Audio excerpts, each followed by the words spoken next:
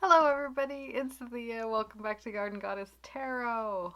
I hope you're well. I hope you had a fantastic eclipse, new moon in Aries. Lots of fun stuff going on these days. But today we are switching gears to a little unboxing.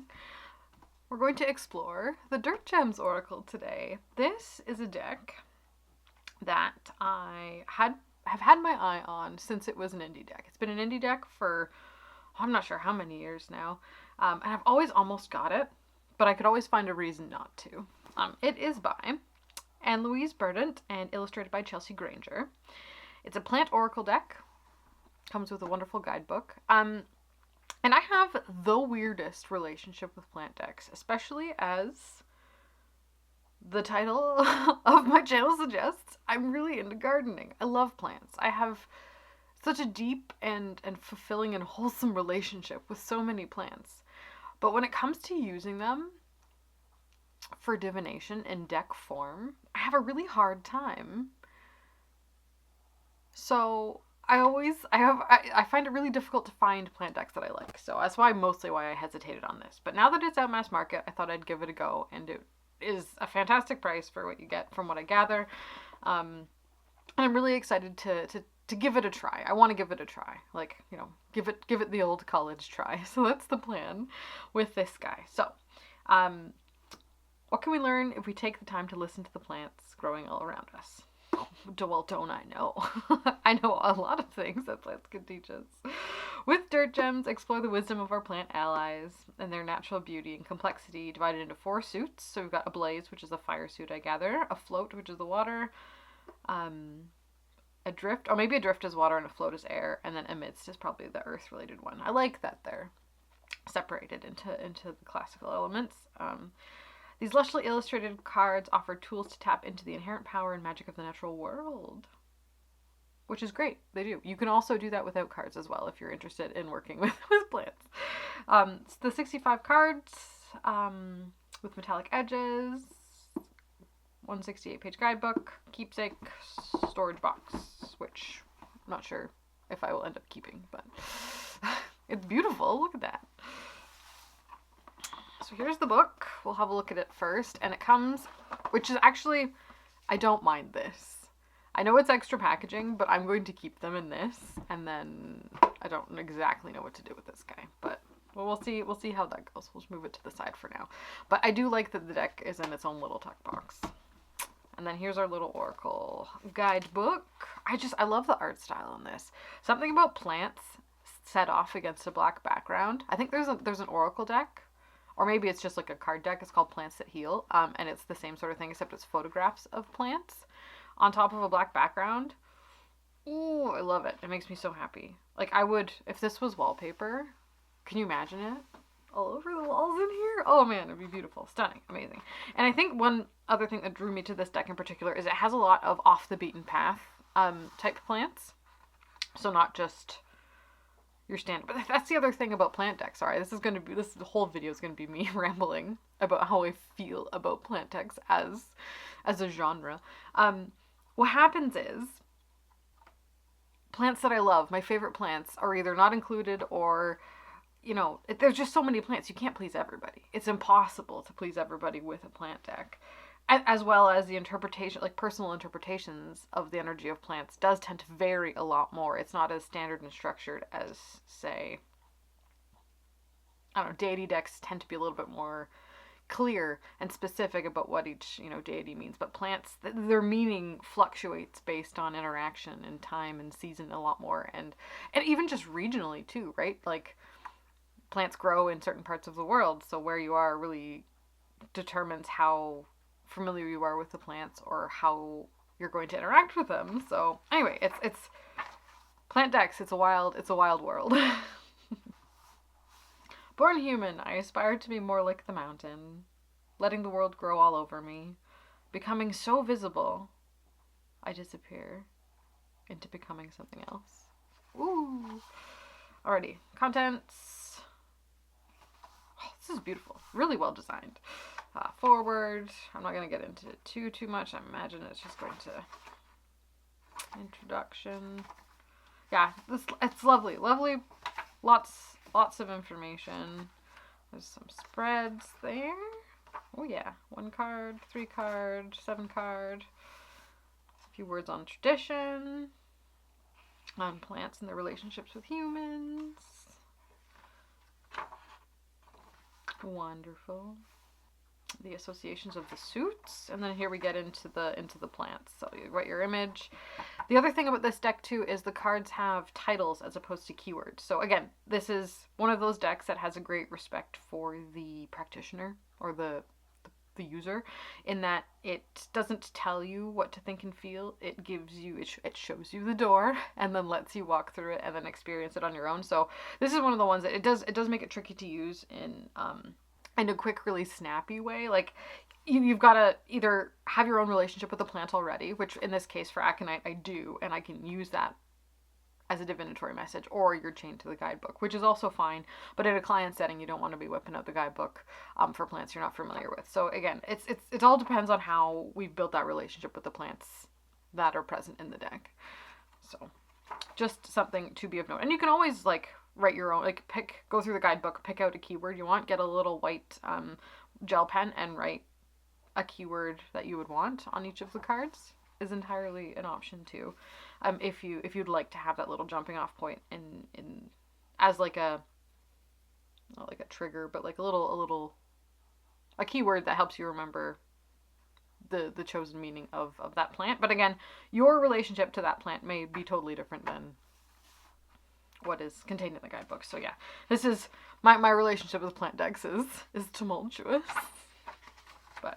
But yeah, lots, about a page per card, which is wonderful. Oh, they're so beautiful. I can't wait to get into them. Okay, cool. So we got all of them. Ooh, yes. That must be the air suit then. Hold on. Adrift. Okay, so adrift is the air suit. Afloat is the water. I was correct. And what makes them stand out is they're black and white. And we all know how I feel about black and white. Perfect. That's nice for the air suit. Kind of brings back the clarity aspect of it as well. And then we've got the Latin names for the plants in the guidebook as well, which we like. Dandelion, Taxarchum. Fun. Okay. Of course that one's in the air suit. Ooh, Datura, Lobelia, Yarrow. And then, going up our earth ones. And then, hold on. Anything in the back? Thank you. There's the creators there. Ah, look at how happy they are. Yeah, okay. So that's the little guidebook. Wonderful. It feels very similar. Actually, I wonder if this is the same publisher as the one that does the Wild Unknown. It's the same like soft hard cover with pages. It feels very Wild Unknown-y. I'm not sure. RP Studio. I'm not sure if that's who did all of the Kim Kranz decks. Okay, the moment we've been waiting for. Let's get in. Let's go in. Dirt Gems. I just love the name too. It's such a perfect name. And if I remember correctly, this is, oh, actually that's not too bad. Ooh, orange. This feels like a pretty good tuck box as well, as tuck boxes go, but who knows? But we know I love tuck boxes. We don't badmouth tuck boxes on this channel. I love them. Oh, I'm so excited. Oh, also, the backs. This is a very... I have a few ideas of exactly who I want to pair this with. I'm sure you can guess. It rhymes with below the shelf. Yeah. Okay, here we go. These are the backs. Let's go in. Let's have a look. We're gonna do a flip through. Let's see. The cards are matte. They're good and thick. They're a little cardboardy. I don't think there would be what we would assume to be a core in there. Oh, maybe. But they'll be okay. I'll give it a shuffle afterwards just to see how it goes. But here we go. I think we got Aconite. And I think they're in alphabetical order, maybe pursuit. We will discover that as we go. But yes, Aconite, Monk's Hood. Beautiful. And I like the symbols. They're very yes. With like a locked door, crossroads going on here as well. Could be this one can allude to a couple different things as well. This could be the door to a monastery, perhaps. They are Monk's Hood after all. But anyway, beautiful, like that. So good. Anemones. of dreaming aspect there, which is wonderful. Oh, beautiful. I'm gonna say that a lot. I love the way they look. The bright, punchy color, it's really invigorating. As opposed to like, well, I don't know, like as plant decks, I don't have too many plant decks, but like this one here, and it's not even like really a plant deck, but it's very, you know, vintagey, chill, soft, cozy, as opposed to, and this is invigorating, enlivening, so.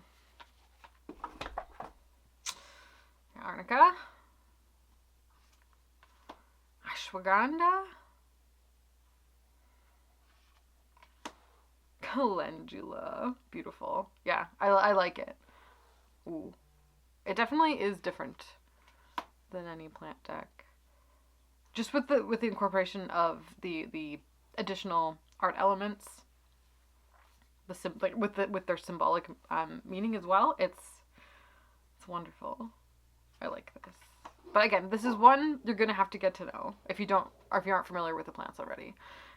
California poppies, I'm a little shaky on them, and I don't get along super good. Mostly because they're not within my color palette when it comes to my garden. But that's okay. Echinacea, though. Echinacea and I are like this. They're everywhere. They've seated themselves happily in the center garden, and I love it. Yeah. Amazing. Ginger. Got some of that growing in the house because it does not survive outside here, but gorgeous. I love that. I like that it's got the tuber down here too, not just the plant. Hops. Mimosa. Perfect.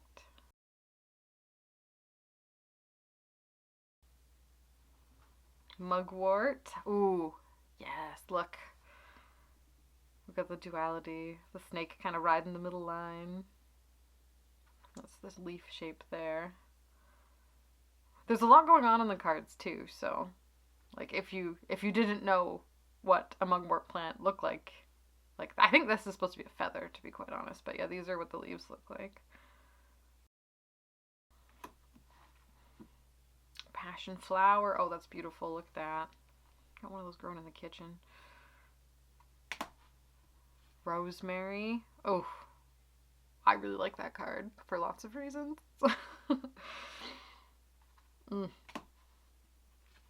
St. John's wort. There it is. Sweet flag. This is one I'm not familiar with, so I'll have to read up on that. Elder. Oh, that's a gorgeous elder one. And it's tree form. And we got the berries present as well on this side. So we got flowers, berries, leaves. There's a little, you can make champagne out of elderflowers. So there's a cup. Kind of talks of lineage and connection as well. Beautiful.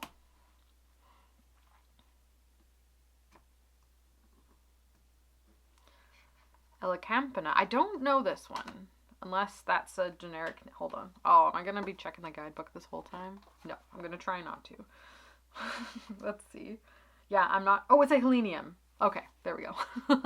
So, yeah, I know it is helenium. This is one of its other more common names that I'm not familiar with. I've got lungs on here, so I imagine it's tied to breath in one way or other. However, we're still in the fire suit, so... I think. Oh no, we've drifted to the water suit. So the water suit started with the elder. I've got a bit more of a blue color scheme going on here too. Subtle though. Evening primrose. Gumweed. Holy basil. Is that hyssop? Hold on. Not sure. Probably not. It just looks like it a little bit. The romantic. So yeah, the book does have a keyword in it as well. So yeah, if you wanted to write the keyword on the card, you could, or you could just have the book close by. Iris. Oh, stunning. Another month or so, I will have my irises back. Kelp. Beautiful. I like that that's in there. Peppermint. Very watery plant. seaweed, skullcap. What's its Latin name? Scutellaria lateriflora. There we go. I feel like I should have known that, but I didn't. Valerian, good for sleeping, yes. Bed. A little sleeping fellow there. Vitex. Oh, I don't know that one either. See, like, this is getting me. Don't know that one. Not familiar. Wild stream orchid. Willow. Yeah, water's a good one for that too. Those are like the thirstiest trees in the whole world. If you plant a willow next to any gardens, it will, or like any plantings in general, it will suck up all of the water from everybody. No one gets water if there's a willow around. But I live in a swamp, so it's fine. There's a lot of groundwater. Aloe vera. Blue vervain. Okay, we must be in the air now. I wonder, willow is water. I must check. Yes. And then the air starts with aloe over here. So yeah, they're in alphabetical order in their suits. Blue vervain. Boneset. Boneset. I have heard that in passing, come to think of it, as a healing plant. Bone knitter. Yeah. The weaver. The seam that binds the edges. Ooh, beautiful. Chaparral. Again, I don't know that one. The cactuses, though, lead me to believe that it's not from around here. Chickweed. That one's all over the sides of the roads here. Clary sage. Damiana. Dandelion. I like that it's not like a blaring riot of yellow. It's found itself in the air suits with the black and white. Which makes sense because it's seeding, like when it's got its seed heads on, right? They're just like little clouds. So putting it in the air suit is interesting. And you could make an argument that it's fire as well, just because of it being like dandelion. The teeth of the lion is the French for dent de lion, teeth of the lion. But you could put it in the air suit because of the little cloud heads. And then the flowers are very solar as well. So yeah, you can, again, like associations across the board. But decisions had to be made, and I like it. It's good. There's our datura over here. Amazing. A little skull and a little scorpion. And it's even got, so we got the flower, the bud, and then the seed pod. I like having all stages kind of represented as well instead of just the flower. It's wonderful. Ginkgo over here. There's the little leaf. Beautiful. Lavender. Yes. Should 1000% be in the air suit. Licorice. Lobelia. Sweet. Red root. Don't know that one. Straw flower. I like how it's like a necklace or a neck piece. Being adorned with them. Thistle. Flower of Scotland. Yarrow. Achillea. Very beautiful. Angelica. Carrot family, that one. Astralagus. Astragalus. Sorry, that's a hard one to say. Whoa. Okay, we're into the earth suit now. So we've switched to color. Sorry, with which one? Angelica? Yeah, Angelica is our first color earth suit one. So we've got a nice rainbow here. Baptisia, wild indigo. Beautiful. They're beautiful. I like them. I think they come in lots of colors too. Like I can picture purple and red also instead of just the yellow. It's a garden plant as well. Barberries. I love barberries. They've got the ones I have. I think they come in multiple colors. The ones I've got have beautiful purple leaves that come out like this pinky color in the spring, and then they darken, and then they've got the sweetest little berries on them, and they're spiky, so they keep the dogs out of the garden. But yeah, I love them. Gorgeous hedging plants, and they, if you garden strategically, they make a great barrier for protection. Plant at the edges of your property and all that jazz. Very cool. Bee Balm. That one's really sweet. I actually don't grow any of that, and I should. Black Gahush. Gahush. I call that. Oh, it's also called snake root. What do I call it? There's another word for it. What is it? Come on, brain. Simicifuga. That's what it is. I call it Simicifuga. I've got a couple of those growing. They're also poisonous. Black walnut. We all know I love black walnut. There's a behind me on the wall. The plant picture is a black walnut. It's very. I've got many of them growing around here. Squirrels love them. They make one heck of a mess, but I like them. Blue Gahush. Borage. Love that. Tasty. You can eat the flowers. They're really beautiful too. They're like, I don't know, they look like little aliens. Catnip. Part of the mint family. Beautiful purple flowers. Cats love it.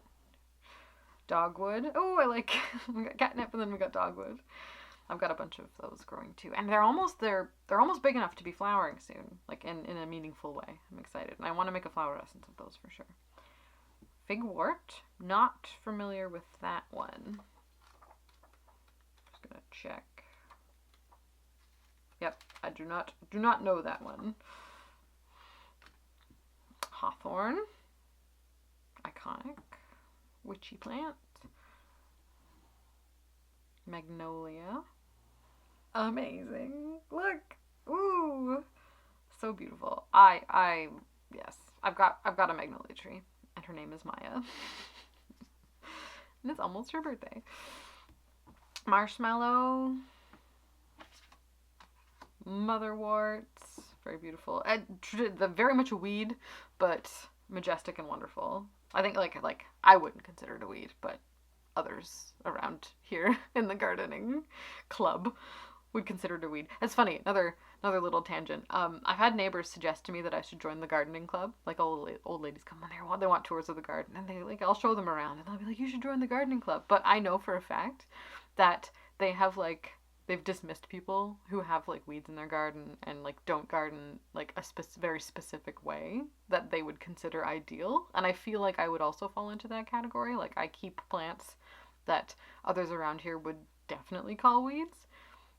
And it's, not always pristine and gorgeous. And they were really mean to my neighbor who has the most beautiful, she's got a Bridget garden. She's got a little area that she's devoted to Bridget in her garden, and it's beautiful. And they were not nice about it, so I'm a bit salty about the garden club around here.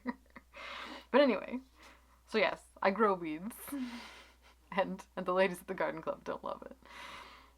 There's nettle as well, another one that could be considered a weed, but very if you pick them when they're fresh, they're not stingy, and then you cook them and you can eat them. Or you can save them and use them for all sorts of wonderful things.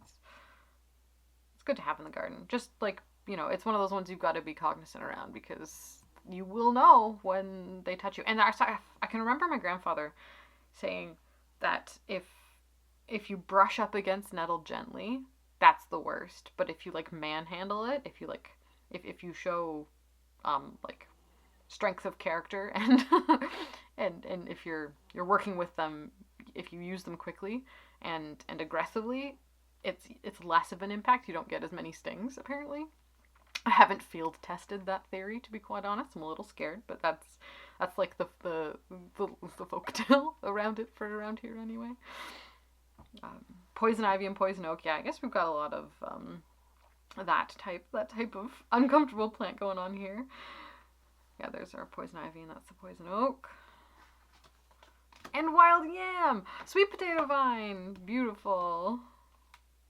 I grow them in baskets sometimes. Pretty sure it's sweet potato vine. Just Dorsica. Silk of the web. Heart-shaped leaf. Yep. Okay, wonderful. That was beautiful. I had a great time. I'm going to give it a good shuffle. See if I can, actually. Oh, sorry. One of these is upside down. What have I done? Oh, did I switch to putting them the other way around? Might have done. Yes I did. You probably watched me do it. I think I've got it sorted. Because the backs are so fun. Okay. I'm going to give it a little shuffle if I can.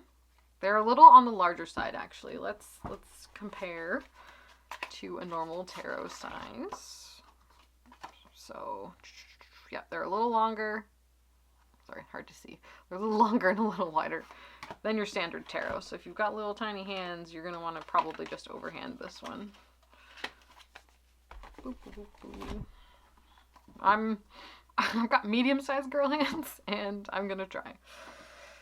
That have been... Oof. Oh, yeah. It's got a nice bend. But yeah, it's just, I think it's just a size thing. Ooh, there we go.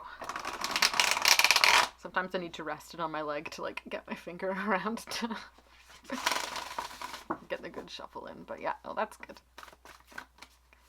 And they are a little, I'm not gonna like, it's not full on rose petal, but they do stick a little bit, so you're not gonna be able to, well, that was bad.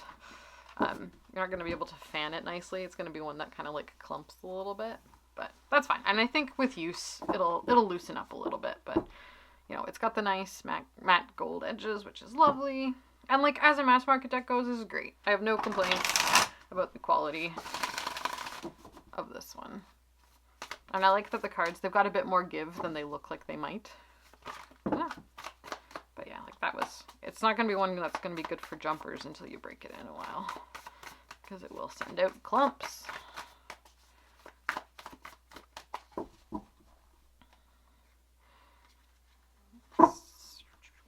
Fingers around it.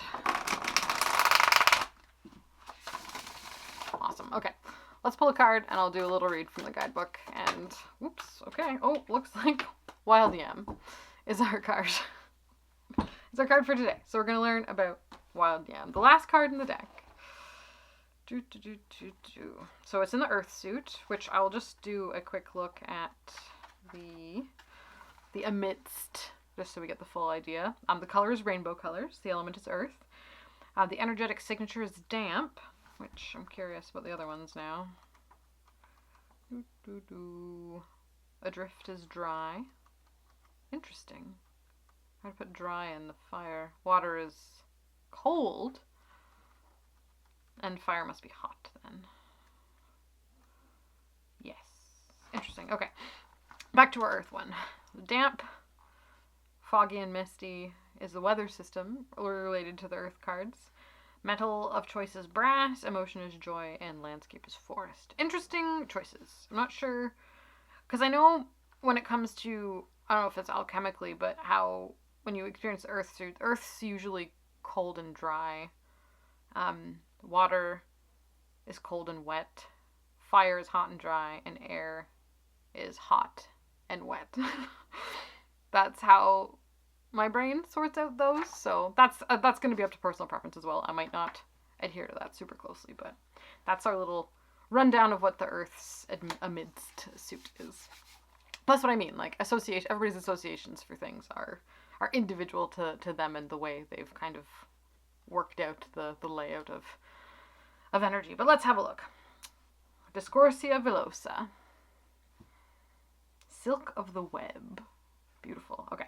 Wild yam weaves and vines their heart-shaped leafy magic through clearings in the forest. Wild yam is a potent messenger of balance, both in the human body and the greater ecosystems in which we live.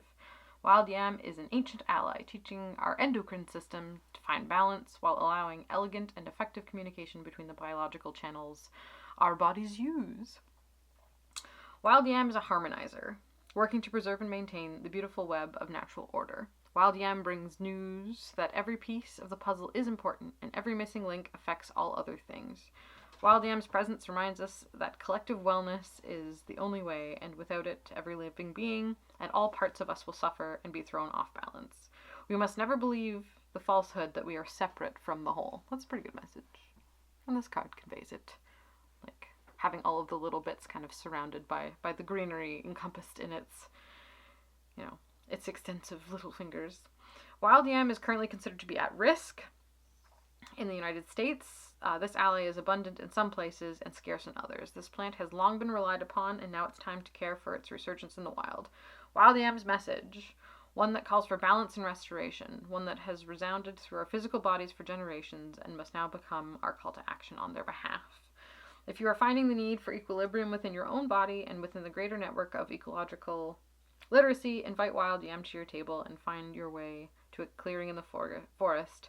Our net of life will not hold strong without heeding this call. So that is the taste of the guidebook for that one, for Wild Yam. But it's beautiful. I'm going to grab that deck that I want to pair with really quick and put it next to it, and maybe a couple others that I'm curious about. I've got it. Actually, well, it's right here. I feel like the Kantaji Oracle might be nice with it also. But like, again, that's Oracle on Oracle as well. But I feel like even like one of each might do a nice thing, you know? Anyway, but yeah, that's the Laura Zuspin Ray Diamond. I am obsessed with this still and always. I love it so much. It makes me incredibly happy. And I still always keep one out because I just love looking at them and feeling about them. They know what's up. Okay. Where did it go? There it is. I'm just gonna grab all of these. Wow. We're gonna have a little pairing party. I hope that's okay. So first off, let's grab the below the shelf deck and see. Because and I know it's gonna be amazing. Like, I know it is. There's absolutely no question about how awesome this is gonna look. And like, did I pick it specifically so that I could pair it with it? I mean, maybe.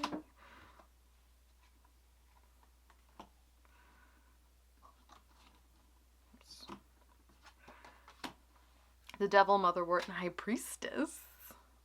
Ooh.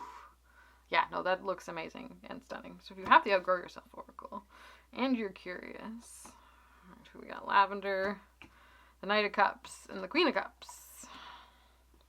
Do you accept yourself fully? We rise by lifting others. So I like it because you can like use this as the central message from the plant energy. And then the tarot on either side, it's in the same realm. It's in really the same art style. But it almost adds a little deeper layer to that particular message from that particular plant energy. So, I don't know. I think it's amazing. Stunning. Hierophant and the Emperor. Outgrow yourself. You carry the seed with Angelica. So yeah, I don't know. That's one more. You're so good. Ace of Wands, welcome everything. Prince of Discs, be patient, things are set in motion. I'm excited to work with these. So yeah, that one is a 10 out of 10 match. How do the backs? I mean, they're friends. They could be siblings even. They are related in one way or other. Also, this poor deck. Okay, here's one that I was kind of curious about. Let's look at this back here. Dans le Center. It's another Oracle on Oracle. The drawer that had these in it was all very much the same, but and again, very Oracle heavy. But I think it might work. Does it work? Okay, so we've got Rosemary, Founding Father, Wisdom Cocoon, the Source of Inspiration, and Inside Knowledge. And again, like I might end up actually doing that, writing the keyword on them in a little white gel pen or something. Just to have something to jump off of. Or I don't know. Do I leave it open-ended? It's really hard to know. We got Passionate Abandon with Clary Sage, Give Up to Intensity, and Vitriol. Visit the interior, find the stone. I feel like I know that there's a lot there, but I need to like dig for it, right?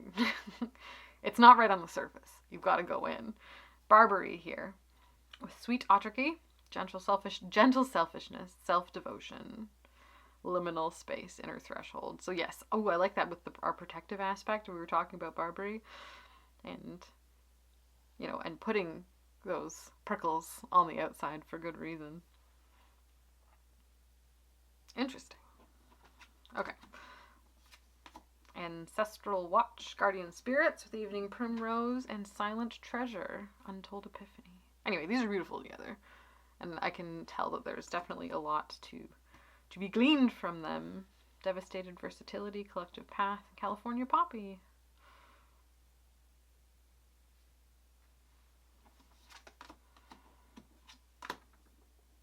Yeah.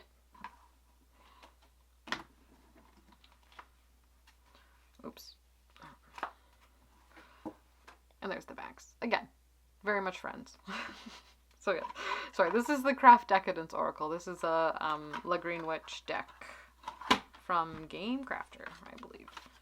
That would be a nice Oracle pair. If you're into that sort of thing. Get in there, old book. Okay.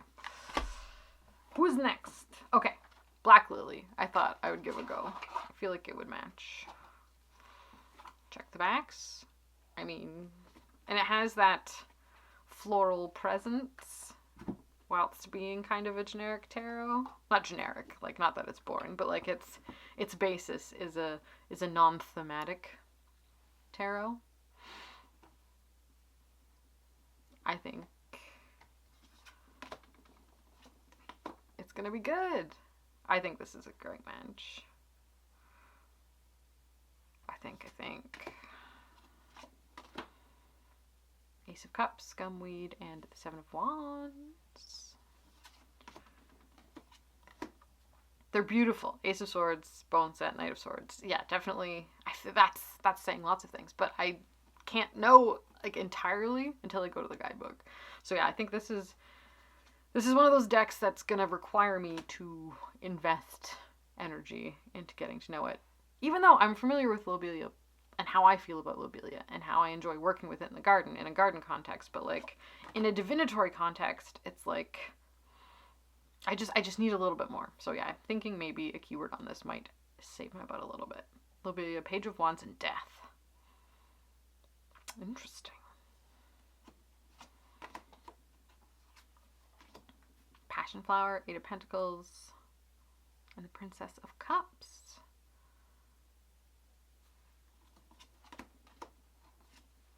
Straw Flower, Judgment, and Knight of Wands. Yeah, well, I think this is a great combo, and will work well. But it's one again, with this oracle, and I think that's the issue here is the with the oracle you got to work for it a little bit. Chamonix. Let's have a look and see. Backs. Again, friends. Or Kaimanet, I guess you could call it. I think this one it works actually. I was thinking it might not work as well, but it actually kind of does. Look at that. Ooh, I'm making it. It's all, we're wonky today. It's fine. Ginkgo, Eight of Cups, Two of Staves. Skullcap, Prince of Discs, and the Wheel. Yeah, I think this will be a fun combo. Oh, it matches. I'm going to have a hard time choosing. There's so many things that are really good here. Anemone, Seven of Swords, and Death.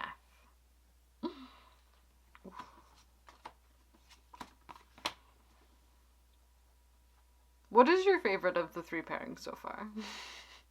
Do you have a favorite? I like this actually quite a bit.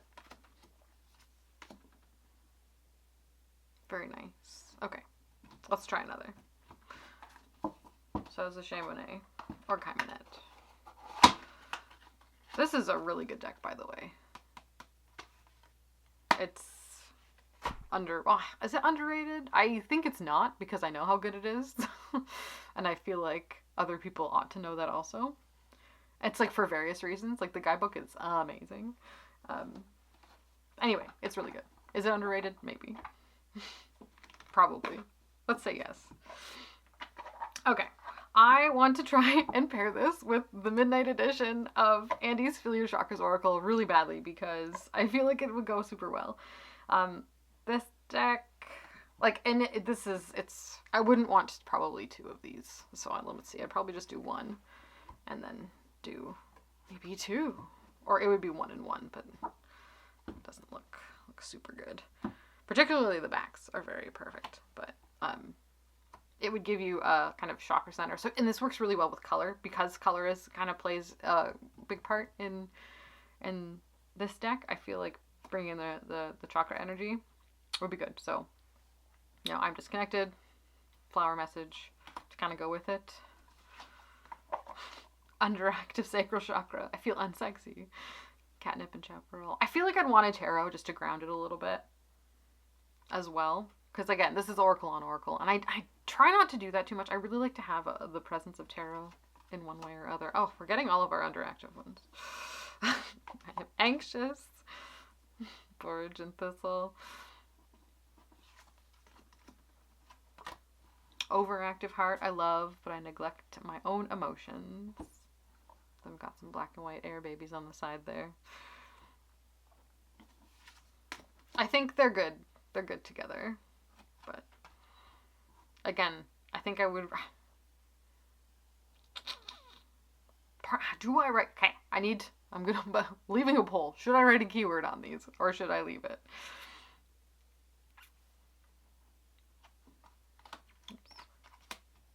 I'm being impulsive. Maybe that's the message.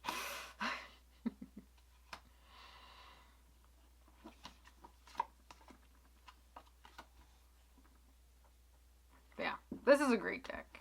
If you don't mind having your ass handed to you all the time. Yeah, the Feel Your Chakra. This is the Midnight Edition. There's a lot of others. There's a little mini guy, a sticker edition. There's like a vintage antique one. They're so good. Check them out. I'll link her Etsy down below. Alrighty, and I grabbed one more. This is the Sacred Rose Tarot. This is kind of a classic little old guy. And I feel like, I don't know, backs? Like they're friends, right? Right? Let's go back to having one of these and then 2. I don't know, I somehow thought that they would match. Was I correct?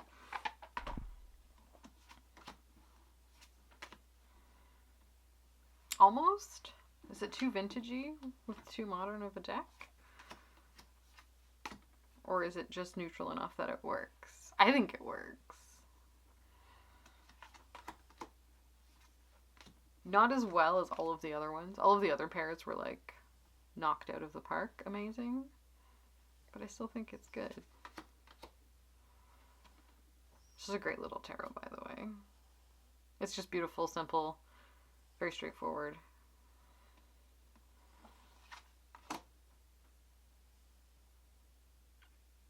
I mean, I think it works. I think it looks great. One more. Oh, the Magician and the Ten of Swords with Willow. And it's interesting. We got the swords. It's in like a tree there. Ooh. Thoughts. Apparently we're doing another one. Motherwort, 7 of Cups, 5 of Wands. Yeah. Oh, it does say stuff. I think, for sure. Alrighty.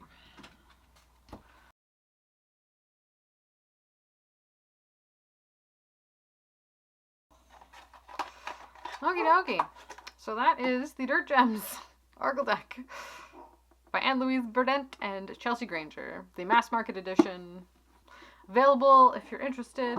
I personally am super glad that this one ended up going mass market. I think it's a great place for it. And I think if you want that kind of indie deck experience, this really gives it still.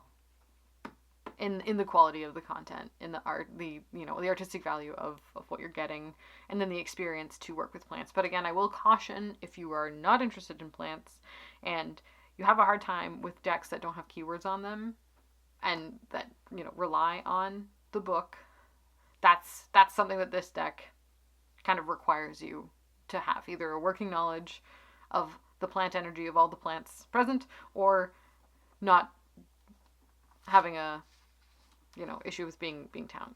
bound to the guidebook, which is a great guidebook. I've no qualms about the guidebook. I think it's great. And the cards themselves are wonderful jumping off points too, but I really think that it's got to be the type of deck that you like to use. And I'm not even 100% sure it's going to get the most use out of me. And whether or not I end up putting keywords on it, I don't know. We'll see. I'll keep you all posted in that department. But I think it's beautiful. It has so much potential. I love plant energy. I love working with plants. I'm just interested and curious to see how it's going to work out for me in a divinatory setting. So we'll see. It's an adventure, and I'll keep you posted as I go. But this has been Dirt Gems. I hope you've enjoyed. Thanks so much for being here, guys.